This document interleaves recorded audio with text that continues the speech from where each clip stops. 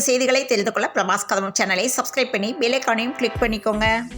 உத்தரப்பிரதேச மாநிலம் ஹத்ராஸ் மாவட்டத்தில் உள்ள புல்ராய் கிராமத்தில் போலே பாபா சாமி என்ற சாமியார் ஆன்மீக சொற்பொழிவு நடத்தினார். இந்த மத நிகழ்வின் கூட்ட நெரிசலில் சிக்கி இதுவரை 122 பேர் உயிரிழந்துள்ளனர். இந்த சம்பவம் குறித்து முதலமைச்சர் மு.க. ஸ்டாலின் இரங்கல் தெரிவித்துள்ளார். இந்துக்களிடம் ராகுல் காந்தி பகிரங்க மன்னிப்பு கேட்க வேண்டும் என இந்து முன்னணி வலியுறுத்தியுள்ளது. இந்தியா இலங்கை அரசுகள் மீனவர்கள் பிரச்சினைக்கு நிரந்தர தீர்வு காண வேண்டும் என்று சரத்குமார் வலியுறுத்தியுள்ளார். எய்ம்ஸ் மதுரை திட்டம் திட்டமிட்ட காலக்கெடுவின்படி முன்னேறி வருவதாக எய்ம்ஸ் நிர்வாகம் விளக்கம் அளித்துள்ளது. சென்னை விமான நிலையத்தில் கடை நடத்தி 267 கிலோ தங்கத்தை யூடியூபர் கடத்தியுள்ளார். திமுக அரசு எந்த ஒரு வளர்ச்சி பணியையும் மேற்கொள்ளவில்லை என செல்லூர் ராஜு மதுரையில் இன்று செய்தியாளர்களுக்கு பேட்டியளித்துள்ளார். தமிழகத்தை சேர்ந்த மீனவர்கள் எதிர்நோக்கும் இன்னல்களுக்கு நிரந்தர தீர்வு காண்பது காலத்தின் கட்டாயம் என மத்திய வெளியுறவு அமைச்சர் ஜெய்சங்கருக்கு எழுதிய கடிதத்தில் முதல்வர் ஸ்டாலின் குறிப்பிட்டுள்ளார். தூய்மை பணியாளர்களை அரசு பேருந்தில் ஏற்ற மறுத்த விவகாரம் தொடர்பாக 2 பேர் பணியிட மாற்றம் செய்யப்பட்டுள்ளதாக கும்பகோணம் கோட்ட பொதுச் செயலாளர் தெரிவித்துள்ளார். மகளிர் தொழில் முனைவோர்களின் அடுத்த கட்ட வளர்ச்சிக்கு TN ரைஸ் திட்டத்தை அமைச்சர் உதயநிதி ஸ்டாலின் தொடங்கி வைத்தார். தமிழகத்தில் உள்ள 99 விழுக்காடு காவல் நிலையங்களில் கண்காணிப்பு கேமராக்கள் பொருத்தப்பட்டுள்ளதாக காவல்துறை தெரிவித்துள்ளது. மாரடைப்புக்காக சிகிச்சை பெற்ற மயிலாடுதுறை மாவட்ட ஆட்சியர் AB மகாபாரதி ஓய்வின்றி பணிக்கு திரும்பியுள்ளார். TNPSC குரூப் 1 முதல் நிலை தேர்வுக்கான நுழைவுச்சீட்டு வெளியிடப்பட்டுள்ளது. கடைசி துளி போதைப் பொருள் ஒழியும் வரை அதிமுகவின் குரல் ஒலிக்கும் என எடப்பாடி பழனிசாமி பேசியுள்ளார். தமிழக மீனவர்களை உடனடியாக மீட்க வேண்டும் என்று மத்திய அரசுக்கு திருமாவளவன் வலியுறுத்தியுள்ளார்.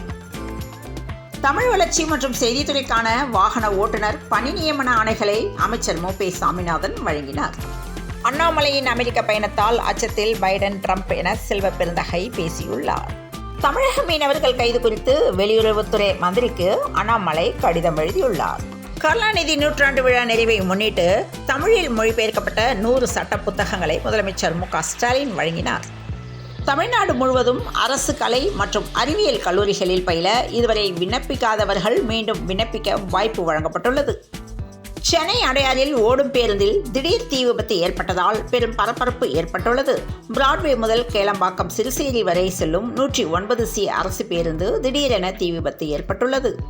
நெல்லையில் அரசு பள்ளி மாணவர்கள் சாதி ரீதியாக மோதிக்கொண்ட சம்பவம் அதிர்ச்சி அளிப்பதாக எடப்பாடி பழனிசாமி தெரிவித்துள்ளார். மருத்துவர் தின நிகழ்ச்சி தமிழ்நாட்டின் குழந்தைகள் இறப்பு விகிதம் குறைந்துள்ளதாக சுகாதாரத்துறை செயலர் சுகன்தீப் சிங் பேடி தெரிவித்துள்ளார். நேற்று ஜூன் 1ஆம் தேதி தமிழக மருத்துவர்களை மருத்துவர்கள் தினத்தன்று பாராட்டியுள்ளார்.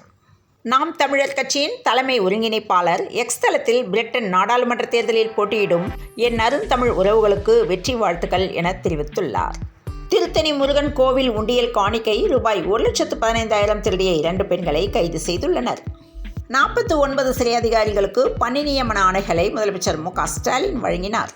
புதுச்சேரியில் ராகுல் காந்தி மன்னிப்பு கேட்க கோரி பாஜக MLA தர்ணாவில் ஈடுபட்டுள்ளார். மதுரை மற்றும் கோவையில் மெட்ரோ ரயில் திட்டம் அமைய உள்ள நிலையில் அதற்கான நிதியை கடனாக வழங்கும் பன்னாட்டு ஆசிய முதலீட்டு வங்கியின் பிரதிநிதிகள் நாளை மற்றும் நாளை மறுநாள் நேரில் கள ஆய்வு செய்ய உள்ளனர். நாடாளுமன்றத்தில் இந்துக்கள் குறித்த பேச்சு ராகுலின் முதிர்ச்சியின்மையை காட்டுவதாக தமிழிசை சவுந்தரராஜன் தெரிவித்துள்ளார். அதிமுக ஆட்சியில் கோரிக்கை வைக்கப்பட்ட நிலையில் 8 ஆண்டுகளுக்கு பிறகு அம்மா உணவக ஊழியர்களுக்கான ஊதியம் ரூபாய் 325 உயர்த்தப்பட்டுள்ளது. பொன்னேரி சோழவரம் அருகே 50 பனைமரங்களை மர்ம கும்பல் வெட்டி சாய்த்துள்ளது. குலசேகரப்பட்டினம் ராக்கெட் ஏவுதள கட்டுமான பணி தொடர்பான ஒப்பந்தம் ISRO தரப்பில் வெளியிடப்பட்டுள்ளது. சென்னையில் இன்று ஆபரண தங்கத்தின் விலை ஒரு சவரன் 53,520 ரூபாய்க்கும் 1 கிராம் 6,690 ரூபாய்க்கும் விற்பனையாக உள்ளது. வீட்டு உபயோகப் பொருட்கள் மீதான GST வரி விதிப்பை குறைத்துள்ளதால் மக்கள் மகிழ்ச்சியில் உள்ளதாக மத்திய நிதியமைச்சகம் தெரிவித்துள்ளது. கூடலூர் பந்தலூரில் கொட்டி தீர்த்த கனமழையால் 10க்கும் மேற்பட்ட வீடுகள் சேதமடைந்தன.